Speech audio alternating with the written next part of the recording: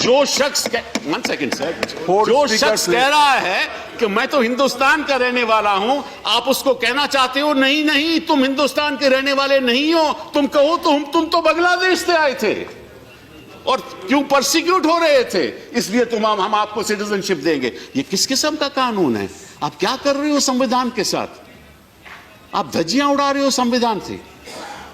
आपका मकसद क्या है? आपका मकसद तो हमें मालूम है, 2014 से हमें मालूम है आपका मकसद क्या रहा है। कभी घर वापसी, कभी लव जिहाद, कभी ट्रिपल तलाक, कभी सीएबी, कभी एनआरसी, फिर दोबारा एनआरसी, मतलब के फिर 370। आपका लक्ष्य हमें मालूम है, आपका लक्ष्य मालूम है, आपका नजरिया भी मालूम है। आप नाम से, किसी के नाम से पता करना चाहते हो इस देश में वो रहेगा या नहीं रहेगा। आपने एक बड़ी आपत्तिजनक बात की शुरुआत में, आपने कहा कि वो जो मुसलमान यहाँ हैं उनको डर करने की जरूरत नहीं। किस मुसलमान के आपसे डर है? हिंदुस्तान का कोई मुसलमान आपसे डरता नहीं है।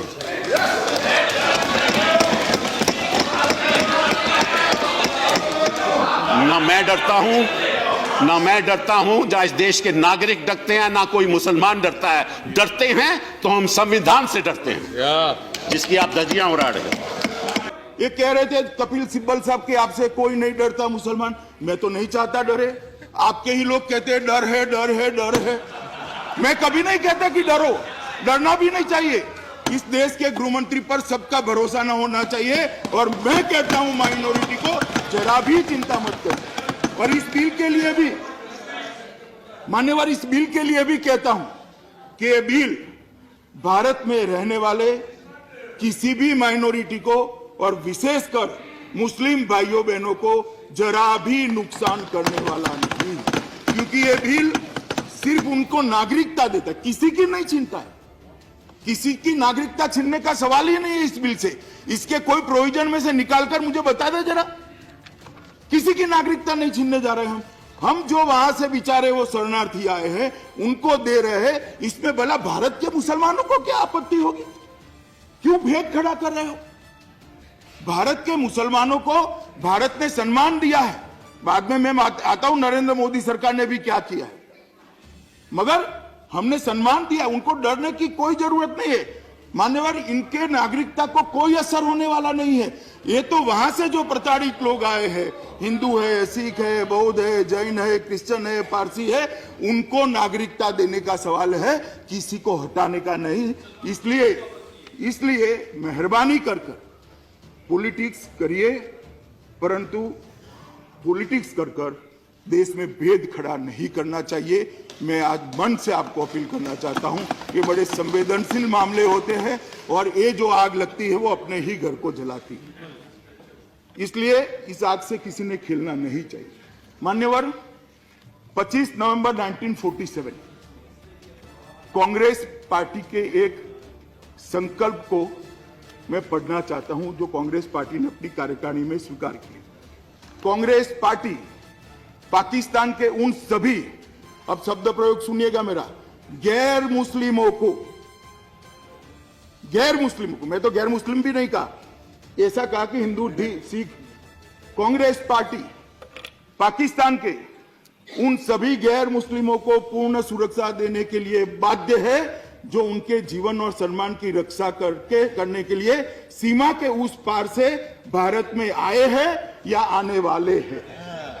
अब साहब, आप कांग्रेस पार्टी के रेजोल्यूशन को भी नहीं आपने तो नहीं माना, हम मान रहे, हमारा विरोध क्यों कर रहे हैं?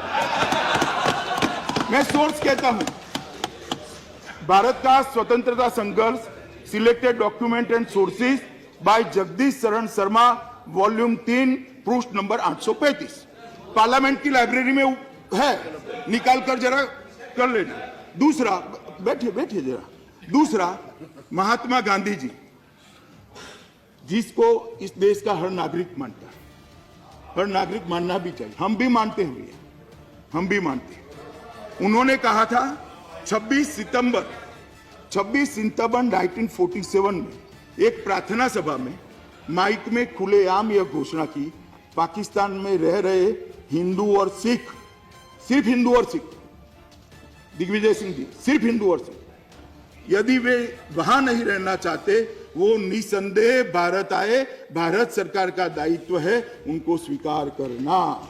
इस मामले में न सिर्फ स्वीकार करना, उनको रोजगार देना, मताधिकार देना, उनके जीवन को सुखकर बनाना, ये भारत सरकार का प्रथम कर्तव्य है। ये महात्मा गांधी ने कहा है और इन्होंने सिर्फ हिंदू और सिख कहा है। सिर्फ आपको जो वो मुस्लिम चिपक गया है इसलिए कह रहा हूं, ये बाद में चिपका है, जरा पहले नहीं था ऐसा। पहले समस्याओं को धर्म के आधार पर नहीं, मुसलमान की भी समस्या है तो उसका समाधान निकालेंगे भाई, मगर आज समस्या हिंदू, बौद्ध, सिख, जैन, पारसी और ईसाई के लिए है तो उसका समाधान निकाल रहे हैं, इसमें आपत्ति कैसे हो सकती है? मान्यवर, मैं फिर से कई सदस्यों ने कहा है, डॉक्टर मनमोहन सिंह बड़े वरिष्ठ सदस्य, देश के पूर्व प्रधानमंत्री यहां बैठे, उन्होंने भी इसी सदन में कहा था, विपक्ष के नेता और असम के सदस्य डॉक्टर मनमोहन सिंह ने कहा, महोदया जब मैं इस विषय पर बात करता हूं तो मैं हमारे देश के विभाजन के बाद शरणार्थियों के प्रति बर्ताव के बारे में बताना चाहूंगा।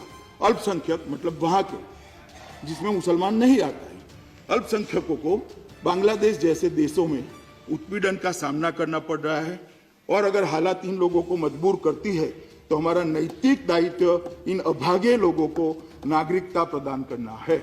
जो डॉक्टर साहब ने कहा हम कर रहे हैं, मगर कांग्रेस विरोध कर रही है।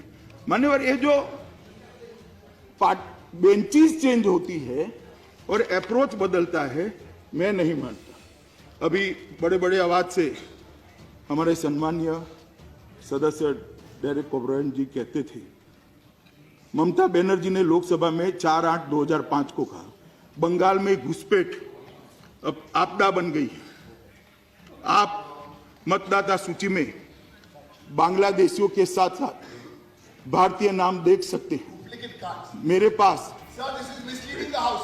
No, you. This is about you. Check the verdict. You can't. This is not up. Please bite jai. Please bite jai. No. You can't make instant comment. Please, Mr. Derek Over, please sit down. Please sit down. Please sit down. This will not go on record. This will not go on record. You will have an. If it is wrong, you can move a motion. बहुत गंभीर Bite jai, मामला na? है। मैं If it is wrong, you can move a motion. कि सदन में इसकी चर्चा कब होगी? अब Then don't go and encourage other members. नहीं कर रहे हो। You are violate. You are asking members to violate the rules. Please don't do it. I am only asking. I am not hearing you. I have not permitted you. Please sit down. Please sit down. Let the. This will not go on record. Please bite jaiye. आप बैठ जाइए. आप बैठ जाइए. You can give a notice if something is wrong has been quoted. No. You please carry on. Home Minister, carry on. Home Minister, carry on. Is the minister yielding? If he is giving you, tell me सभापति ना. महोदय, Please carry on. मैं इतना ही कहना चाहता हूं कि नेहरू लियाकत अली का जो एग्रीमेंट था, मान्य सभापति महोदय, नेहरू लियाकत जो एग्रीमेंट था, वो एग्रीमेंट जिसकी स्पिरिट को पड़ोसी देशों ने लागू नहीं किया, इसको ऑनर करना ये हर सरकार का धर्म है और नरेंद्र मोदी जी मानते हैं कि जिसकी प्रताड़ना हुई है वो सबको सरकार ने मदद करनी चाहिए और जो लघुमती ये 3 देशों से आए हैं वो तीनों देशों के माइनॉरिटी को अंदर उनको नागरिक